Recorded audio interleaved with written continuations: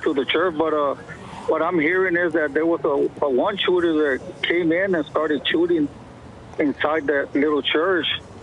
And so far, numbers are changing at this time, maybe close to 24 deceased and over 24 to 20 injured. And that's all the information I have right now.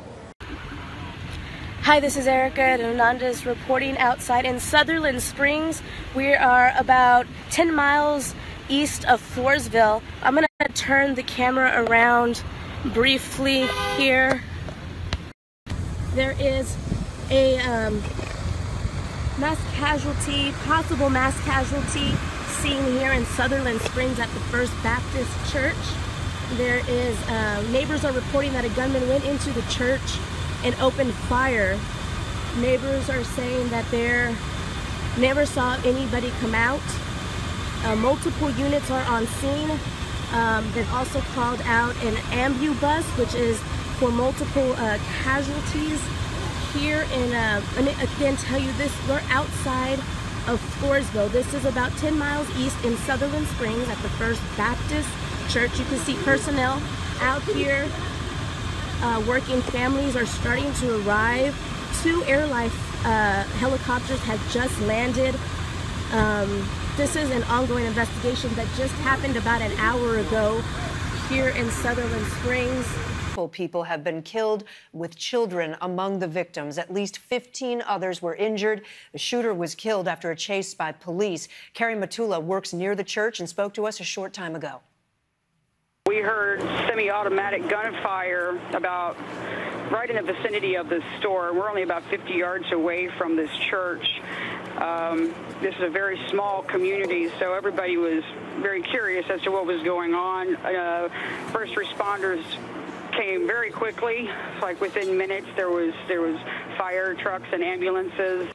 Jim, I'm going to ask you the same question I was asking Malcolm Nance a short time ago about when you take a look at the aerial footage there, you get a sense of the space that we're talking about, the size of the church. Are you surprised at all that after being able to wreak the kind of carnage this shooter did, that he was able to get away and ultimately leave the scene of the shooting? No, not surprised. I mean, a quiet Sunday morning, Sunday afternoon, any church, it's quiet. The streets are quiet. If you come in there with any kind of firepower, gun, long gun, maybe a couple of handguns, and you start shooting people inside, they're trapped inside. And if they hadn't planned for security, then, they're just mowed down. And then the shooter can just get out and get in his car or truck and just speed away. And, within a couple of minutes on the roads in southern Texas like that, you're away from it. And when the reports come in to 911, patrol cars are responding, but there may be no description. As a uniformed officer, I've passed shooters on the way to scenes because you don't have a description of the car.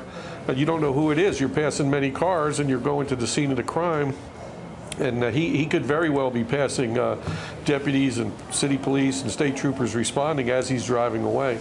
But someone likely gave a description. That got out on the air and they got him located, or he could have been traveling and still shooting people. And reports coming into 911 and they located his car. Whether he was shot by officers or shot himself or crashed and got killed, is yet to be seen. And the motives are many, but the tragedy is the same regardless of the motive.